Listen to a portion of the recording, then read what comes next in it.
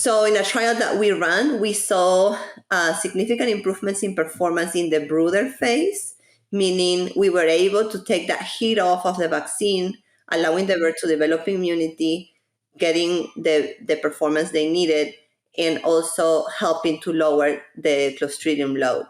And then we also saw improvements in performance during the grow out phase. And the reasoning that we think that happened was also because the closeout was lowering that Clostridium load.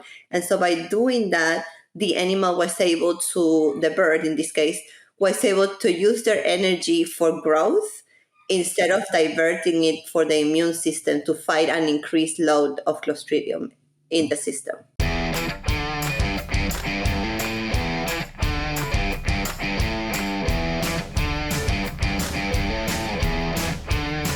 Hey everyone, welcome to another episode of the Poultry Nutrition Blackbelt Podcast. I'm your host today, Kelly Walmsley, and I'm joined by Dr. Karen Vignale. Hey Karen, how are you doing? I'm good, Kelly. How you doing? I'm doing well. So Karen, I'm excited to talk to you about a really important topic today and something you've had a lot of experience in your role at Kemin. So you've had a lot of experience in the poultry industry when in Peru, right? And then you went on and did your PhD at University of Arkansas, and then you've been working with Kemin Animal Nutrition and Health for the past 10 years or so? Yep, I started working with Kemin in 2015, right after I finished my PhD. I kind of took a couple of months of screwing my brain back to my neck after finishing the PhD. You know how that goes. Much needed. Yep. And I started focusing first doing tech service for broilers. And then in 2018, Kemin decides to open the turkey business. So I was asked to not only do broilers, but also turkeys. So I started doing that. And then in 23, Kemin goes through a reorganization where we have like small groups of like, I don't know, like little islands, if you would, of each species. So since then I've been doing just solid turkeys. So now we have a group for turkeys, a group for broilers, one for swine, one for beef, and one for cattle. So I'm the senior tech service for turkeys. Oh man, turkeys are a different animal. They're a different bird. Yes, very much so. Kemin calls all poultry experts. You already know the key to a profitable operation is healthy, productive birds. Our team of poultry experts are driven by curiosity to develop science-backed ingredients and solutions that help you maintain feed and water quality, improve intestinal health, optimize nutrition, and eliminate pathogens. Learn more today by diving in at kemin.com/poultry to learn more. Yeah, so let's jump into from a standpoint on one of the main issues being turkey dermatitis and then maybe some potential gut health solutions. So let's first, what are some of the causes of dermatitis in commercial turkey flocks, and then how can it impact performance and health? Yeah, so dermatitis is a disease that is presented not only in turkeys but also in broilers. Not relevant, but it seems to be presented more in turkeys. But in both cases, the legs of the birds are the primary part of the bird that is affected by Clostridium. The interesting thing is that in turkeys, dermatitis in turkeys is caused not only by Clostridium perfringens, but also by Clostridium sordelli, septicum, and difficile. So the main cause is bacteria translocation due to leaky gut, where the Clostridium in the gut crosses the gut epithelial barrier, reaching the bloodstream and ultimately reaching the legs of the birds. So then obviously, then that has a real gut health implication. And so being able to focus on gut health, and then what about like with the role that the microbiome might help to be able to control dermatitis? Yeah, so, and I think you kind of talked about it earlier in one of the conference we've been, that it's known that the microbe cells in bird or humans, we have more microbe cells than actual human or bird cells, right? So the gut microbiome plays a key role in immunity based on that and overall gut health. So you have different stressors that can cause a disruption in the gut barrier, especially in the tight junction proteins. And the tight junction proteins, it's the role of those proteins are to keep those intestinal cells of the intestinal barrier cells glued together, kind of like Velcro, if you would.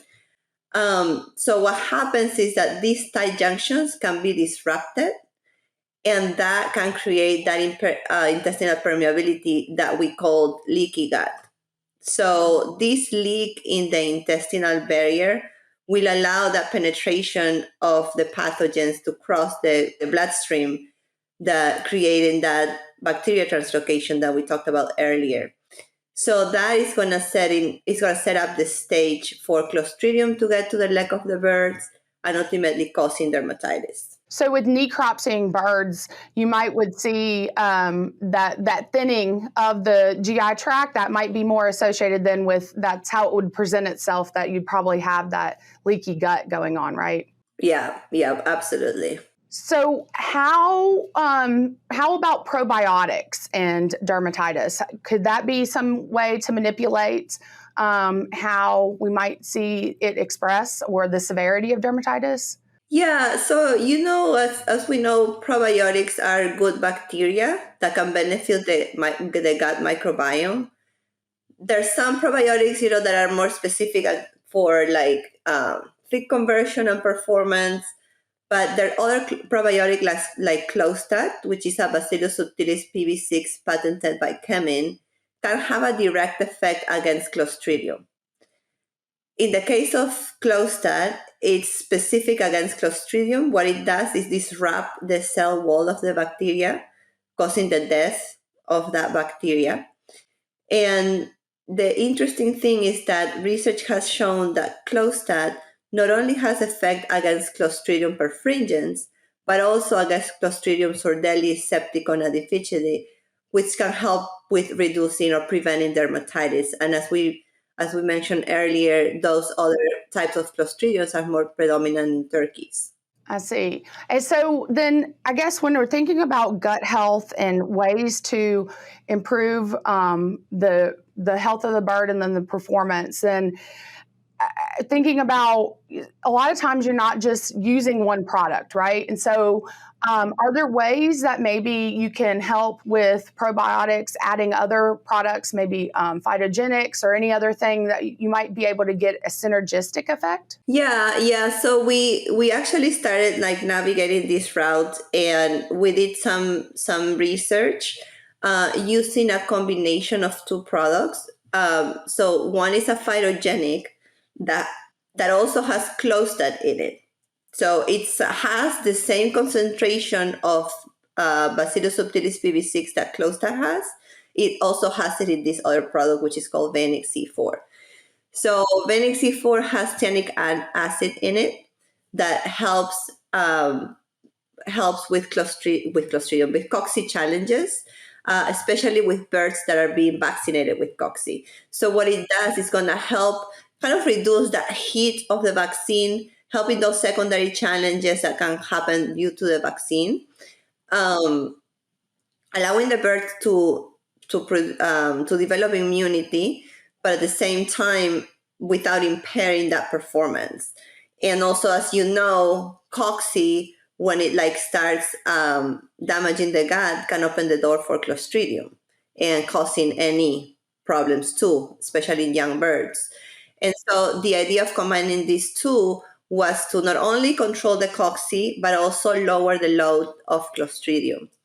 So we did some trials where we started using Vanix C4 during the first 9 weeks of the birds. And the idea was controlling, the birds were being vaccinated with cocci. So the idea was to control that secondary infection, but also we were thinking about lowering the Clostridium load at a young age. So our thought process was, okay, maybe what we need to do in order to control dermatitis is to keep the Clostridium load low at all times. So that's what the idea came from. Okay, if the birds are challenged with cocci too, then we can use this product at the front end for the first 9 weeks And then after those 9 weeks, go in and use the Clostat by itself, which does not have the tannic acid extract, which is also going to keep lowering that load of Clostridium. So in a trial that we ran, we saw significant improvements in performance in the brooder phase, meaning we were able to take that heat off of the vaccine, allowing the bird to develop immunity, getting the performance they needed, and also helping to lower the Clostridium load.